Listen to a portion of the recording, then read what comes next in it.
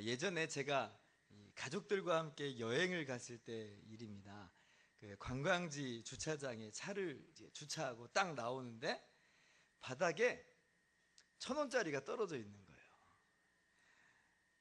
1,000원이다 하고 이제 주변을 딱 둘러보니까 사람이 없어요. 주인이 없는 돈인 거죠. 어떻게 해요, 여러분? 그죠? 그래서 뭐 누가 떨어뜨렸는지 알 수 없는 상황이니까 아이고 이거 웬 떡이냐 하면서 주웠어요. 아마 여러분 그런 경험들 아마 있으실 거예요. 그런데 정말 재밌는 건 뭐냐면 그렇게 1,000원을 주고 나니까요, 저의 시선이 어디를 향하게 되냐면 바닥을 향하는 거예요. 바닥을. 또 어디 떨어진 거 없나? 이런 생각 때문에 바닥을 이렇게 쓱 지나면서, 아니 관광지에서 지금 둘러봐야 되는데 바닥을 보면서 지금 주변을 둘러보고 있더라. 이게 제가 겪었었던 재미난 일들이었습니다.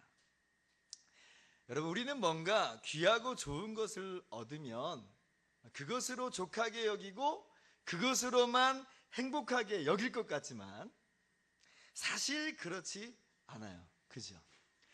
그것을 얻고 난 기쁨이 있어요. 그런데 동시에 우리가 어떤 생각을 하냐면 또 뭐 없나? 이렇게 주변을 둘러보고 바닥을 둘러보고 있는 우리의 삶의 모습 두리번 거리는 거예요. 그때 다시 고개를 들고 하늘을 바라보는 것이 만만치 않아요. 저희 동네 유치원 다니는 꼬마 하나도 1,000원짜리 하나 죽고 나서는 하루 종일 바닥만 보고 다녔대요. 하루 종일. 우리 믿음의 사람들은 어떤 사람들인가?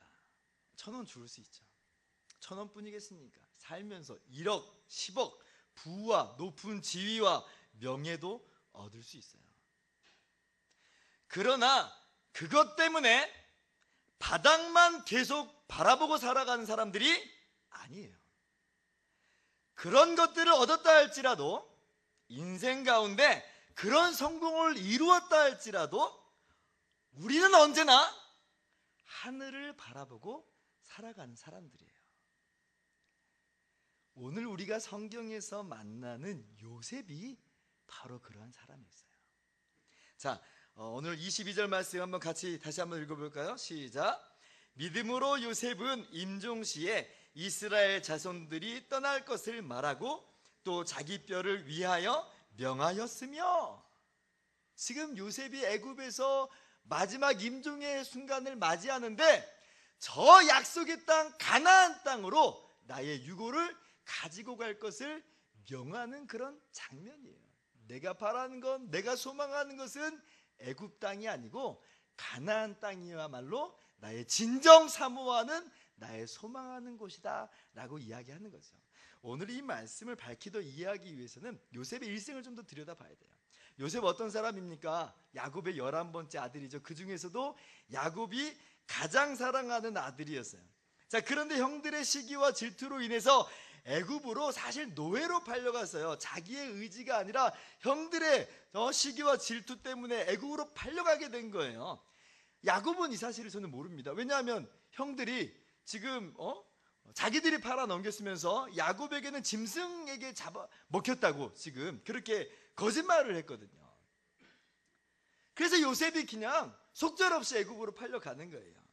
17살의 나이로 하루아침에 애굽에서 종살이하는 존재가 되어버렸어요. 얼마나 억울해요. 얼마나 답답하겠어요. 얼마나 그 마음 가운데 분노가 미움이 치밀어 오르겠어요.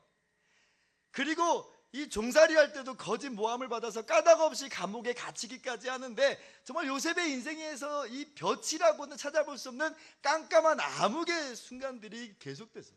절망밖에 없었고 사방이 막혀있는 그런 상황이었어요. 그런데 요셉이 애굽에서 어떤 일을 만나게 되냐면 하나님의 은혜로 요셉의 인생이 한 방에 바뀌게 되는 그런 놀라운 일을 만나게 돼요. 대반전이 일어나죠.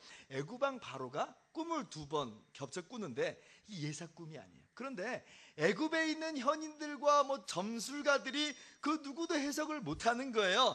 그런데 하나님의 지혜가 요셉에게 임하니까 요셉이 그 바로왕의 꿈을 해석해냅니다. 7년 대풍년이 있고 곧이어서 7년 대흉년이 다가와서 미리 준비하지 않으면 애굽이 다 망해버린다는 그런 꿈이라고 그렇게 해석을 하는 거예요. 하나님께서 주신 지혜예요. 그러니까 애굽 왕 바로가 요셉을 애굽 전체의 총리로 삼아요. 그래서 7년 대풍년과 7년 대흉년을 준비하게 합니다. 그때 요셉의 나이가 30살이에요. 30살. 17살의 나이에 애굽의 종으로 팔려왔으니까 13년 만이죠. 13년 동안 정말 아무런 이유와 까닭 없이 종살이 감옥살이 하다가 이제 볕이 들은 거예요.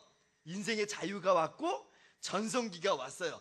그동안 몸고생 마음고생한 거 다 훌훌 털어버리고 오히려 그것보다 몇 배나 큰 복과 성공과 부와 지위를 얻었다는 거예요. 그동안의 모든 고난들을 다 잊어버릴 만큼 엄청난 어마어마한 축복이에요. 이 기간 동안에 잃어버렸던 가족들과 재회하는 시간도 갖게 됐고요. 그리고 아버지 야곱과 온 가족을 애굽에 모셔와서 봉양하게 됩니다. 여러분, 고난이 없었지 않았지만 그래도 이 정도면 성공적인 인생이고 이 정도면 정말 내놓으라 할 만한 그런 인생일 거예요. 그렇게 애굽에서 총리로 부와 지위와 영광과 존귀를 얻었던 요셉이 이제 80년 뒤에 임종을 맞이한다는 거예요. 많이 얻었어요. 지금 7년 대흉년을 슬기롭게 잘 극복했으니까 애굽 왕의 이 바로의 왕권을 강화시켰고 체계적인 그런 조세 제도도 확립했으니까 얼마나 빛나는 업적이에요. 아마 애굽에서도 요셉은 분명히 엄청난 존경을 받았을 거예요. 평생 총리를 하지 않았겠지만 나이 많아 늙도록 부귀와 영광과 존귀를 누리면서 살았을 거라 이 말입니다.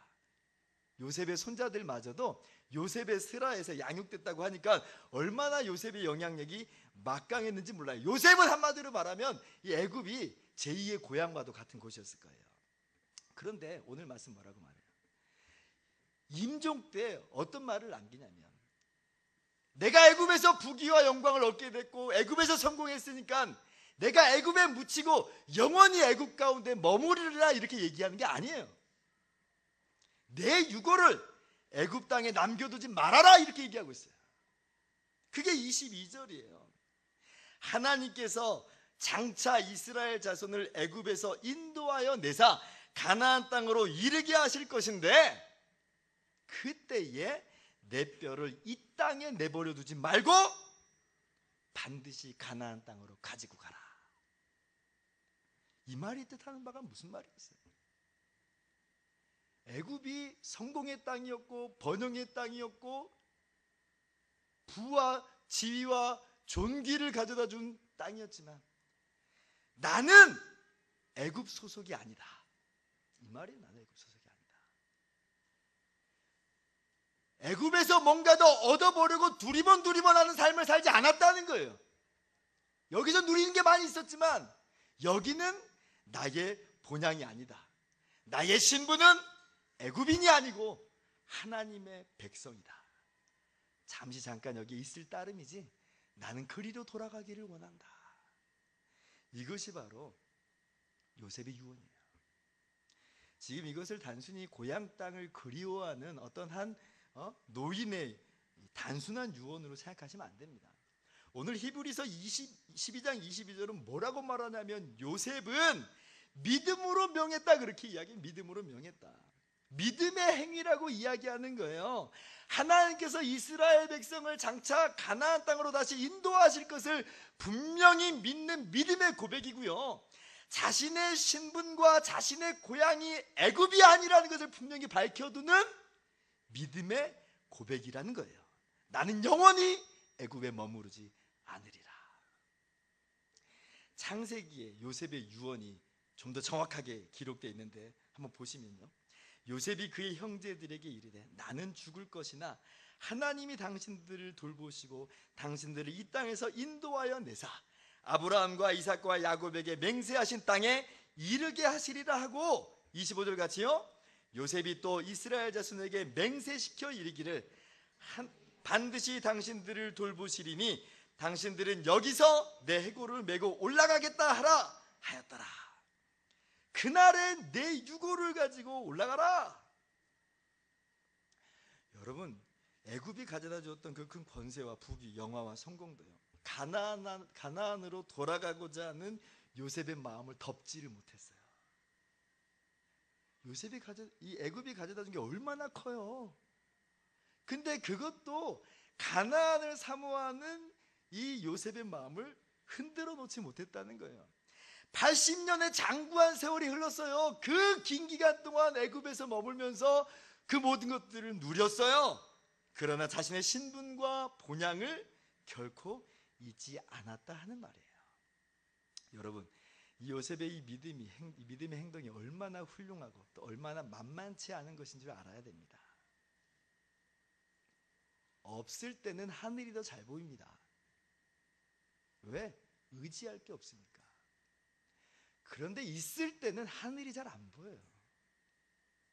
아더 핑크 목사님이 이 부분을 이렇게 말씀하신 적이 있어요.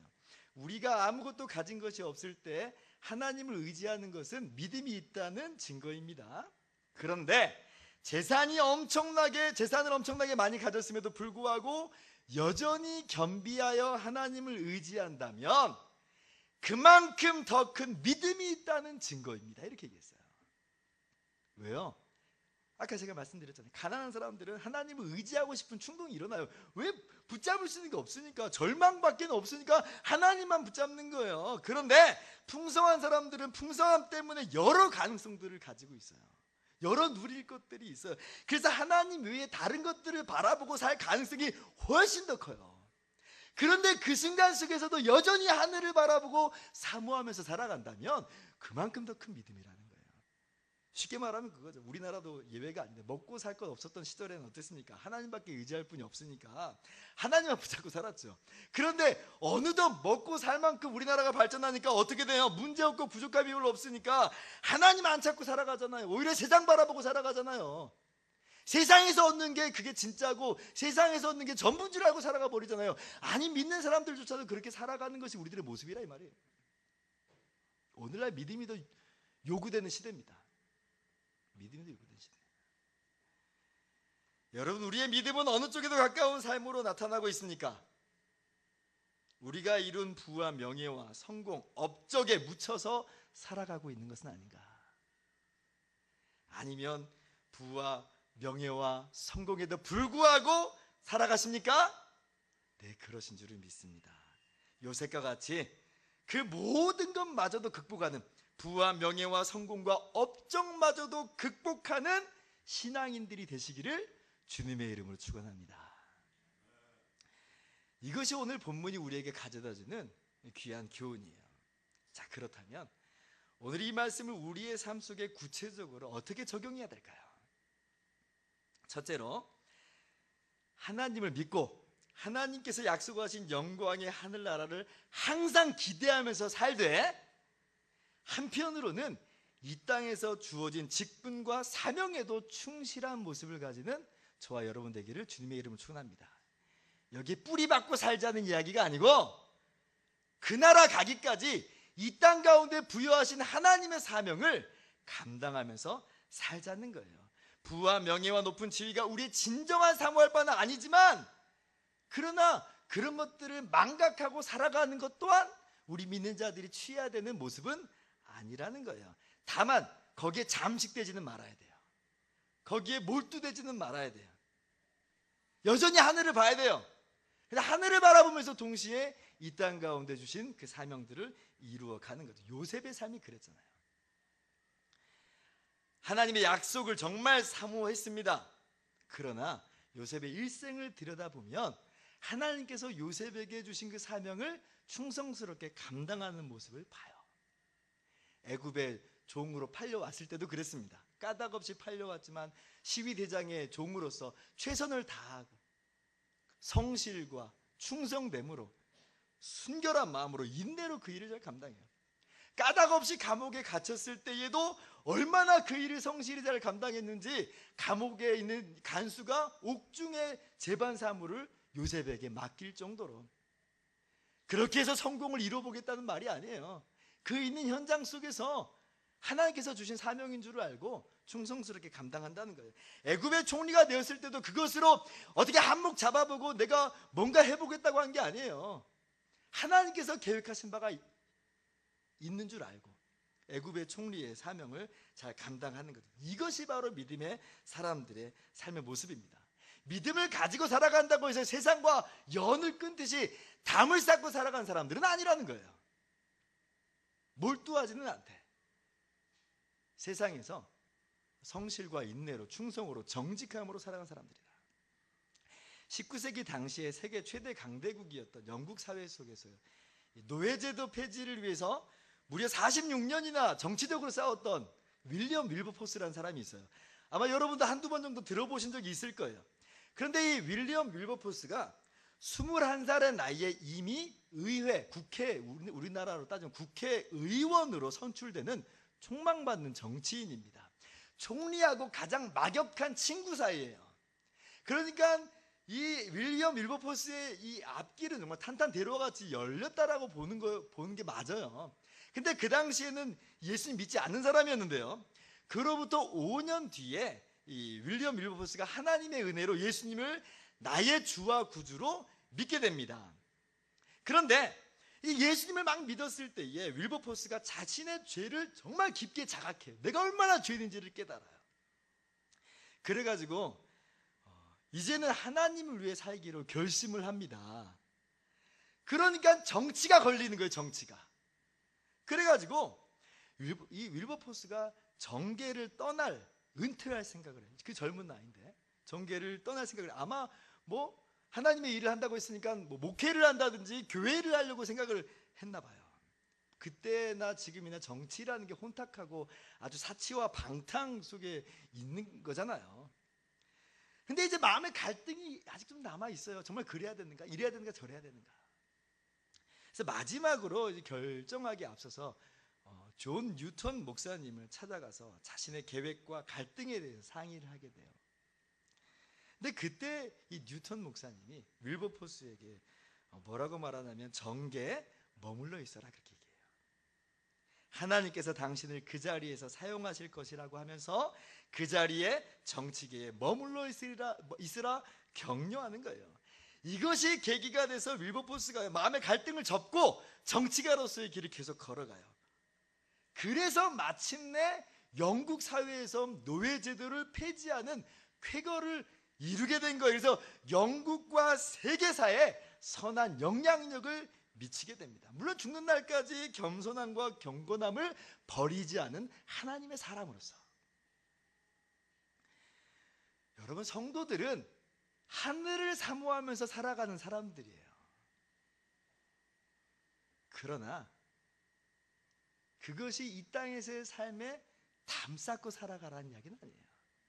변함없이 하늘을 사모하고 살아가지만 이 땅 가운데 하나님이 부여하신 사명을 하루하루 감당하면서 빛과 소금의 역할을 이루어가는 사람들, 이것이 바로 믿음의 사람들이에요. 그런 의미에서 교회는 의인들의 양성소예요. 교회에서 성장하는 의인들의 삶을 통해서 세상에 선한 영향력을 미치는 거예요. 교회가 그런 일을 하는 거예요. 높은 지위에 신앙이 잠식되지 않기를 바랍니다. 많은 부에 여러분 신앙이 덮여버리지 않기를 소망합니다. 이 땅의 삶이 전부가 아니에요. 우리 이 땅 소속이 아니에요. 그러나 동시에 높은 지위를 통해 부와 명예와 성공을 통해서 신앙의 선한 영향력을 미치시기 바랍니다. 높든 혹은 낮든 그 있는 곳에서 그렇게 하나님의 사람으로서 빛과 소금의 사명을 감당하는 저와 여러분 모두가 되기를 주님의 이름으로 축원합니다. 둘째로, 하나님 믿고 하나님께서 약속하신 영광의 하늘나라를 기대하면서 살되 하나님의 때를 기다리면서 주어진 삶을 인내하며 묵묵히 살아가는 저와 여러분 되기를 주님의 이름으로 축원합니다. 요셉의 일생 중에 궁금한 점이 하나가 있어요. 뭐냐면 왜 죽는 즉시 자신의 유고를 가나안 땅에 안장해 달라고 안 했을까? 그게 불가능한 일이었는가? 그렇지 않았겠잖아요. 요셉의 아버지인 야곱을 매장할 때에는 가나안 땅에 안장을 합니다. 요셉이 그것을 다 이끌고 가나안 땅으로 가서 안장을 하고 돌아와요. 아니, 야곱도 그 정도였으면 애굽에서 선한 영향력을, 강력한 영향력을 미쳤던 요셉은 얼마만큼 그래도 가능한 일이었겠어요. 어려운 일 아니었다는 이야기. 그냥 유언하면서 야, 지금 내 유고를 들고 가나안 땅으로 가서 매장해라, 그래도 충분히 된다는 말이에요. 좀 더 확대해 보자면 왜 요셉 생전에 요셉을 포함해서 온 이스라엘이 다시 가나안 땅으로 돌아가지 않았는가? 그렇죠? 충분히 가능했을 텐데. 우리가 그 구체적인 이유를 다 알 수는 없어요. 그러나 한 가지 성경이 우리에게 밝혀주는 바가 있어요. 창세기 15장 13절 이하를 보면 하나님께서 아브라함에게 이렇게 말씀하십니다. 이스라엘 자손 이방 땅에서 계기돼서 400년 동안 보낼 거라고 말씀하신 거예요. 자, 읽어볼게요. 여호와께서 아브라함에게 이르시되 너는 반드시 알라. 내 자손이 이방에서 계기되어 그들을 섬기겠고 그들은 400년 동안 내 자손을 괴롭히리니. 자, 14절 같이요.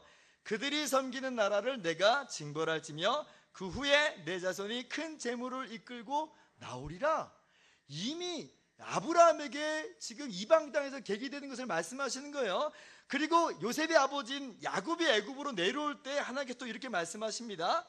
하나님이 이르시되 나는 하나님이라. 내 아버지 하나님이니 애굽으로 내려가기를 두려워하지 말라. 내가 거기서 너로 큰 민족을 이루게 하리라. 즉 하나님께서는 조상들에게 애굽에서 큰 민족을 이루고 하나님의 때에 애굽에서 나오게 하실 것을 앞서서 미리 말씀하신 거예요. 요셉이 이 사실을 당연히 알고 있었죠. 그러니까 요셉이 자신 유언을 할 때 다시 이것을 언급하는 거예요. 요셉이 이거 모르지 않는다는 거예요. 분명히 이걸 알고 믿는다는 거예요. 그렇다면 요셉이 자기 발로 가나안 땅으로 돌아가지 않는 이유는 딱 하나예요. 뭐냐면 하나님의 부르심의 때를 기다렸던 거예요. 하나님의 때를. 그때가 언제인지는 구체적으로 알 길이 없지만 언젠가는 반드시 그때가 이를 것이다. 그 민족을 이루고 그렇게 하나님께서 인도하시는 때가 있을 것이다. 이걸 믿는 거죠. 그래서 그 믿음으로 그 때를 기다리며 주어진 삶을 묵묵하게 인내하면서 기다렸던 거예요. 여러분, 믿음은 인내를 포함합니다. 믿으니까 인내하는 거예요. 믿음의 사람들은 그래서 기다릴 줄 아는 사람들이에요. 비록 우리 생각에 더딘 것처럼 보이고 우리 예측과 다른 방향으로 가는 것처럼 보여도 믿기 때문에 기다리는 거예요. 믿기 때문에 기다리는 거예요. 오늘의 삶을 묵묵히 감당해 내는 거죠. 언제까지? 부르시는 그날까지. 베드로후서 3장 9절을 보면 주의 약속은 어떤 이들이 더디다고 생각하는 것 같이 더딘 것이 아니라 오직 주께서는 너희를 대하여 오래 참으사 아무도 멸망하지 아니하고 다 회개하게 이르시기를 원하느니라. 우리는 언제 주님이 다시 임하시는지 잘 모릅니다. 그러나 하나님은 최고의 때에 다시 오실 거예요. 그리고 우리를 영광의 나라로 인도하실 것입니다. 바울도 그렇게 빨리 하나님의 나라 들어가고 싶어 했어요. 그렇지만 그렇다고 해서 기다리는 것을 포기하는 것이 아니었어요. 오히려 하나님의 계획이 있는 줄 알고 묵묵히 그 삶을 감당해내요. 내가 아직 여기에 머무는 것이 너에게도 좋은가 보다 하면서 기다릴 줄 아는 사람이었다는 거예요. 여러분, 멀리 내다보십시오. 크게 내다보세요. 조바심 내지 말고 믿음으로 하나님의 때를 기다리시기 바랍니다. 삶이 어렵고 힘들어도 하나님의 때와 하나님께서 우리에게 주실 영광의 나라를 기다리면서 인내하며 오늘 하루도 묵묵하게 살아가시는 80년의 세월이 혹시 흐른다고 할지라도 끝까지 기다리면서 나아가시는 저와 여러분 되길 바랍니다. 그리고 장차 주님께서 그때에 우리를 영원한 하나님 나라로 인도하여 드리실 겁니다. 말씀을 마치도록 하겠습니다. 믿음의 사람들은 믿음으로 하루하루 최선을 다하면서 소명을 감당하는 사람들입니다. 그리고 믿음 때문에 인내하면서 기다릴 줄 아는 사람들이에요. 우리의 믿음은 이 땅의 부귀와 영화에 잠식되지 않으며 흘러가는 시계 바늘과 함께 사라지는 것이 아닙니다. 여전히 믿음으로 우리는 살아간 사람들이에요. 요셉의 임종을 기억하십시오. 그리고 우리도 믿음의 용사로서 이 한 주간 살아가시기를 주님의 이름으로 축원합니다. 기도하겠습니다.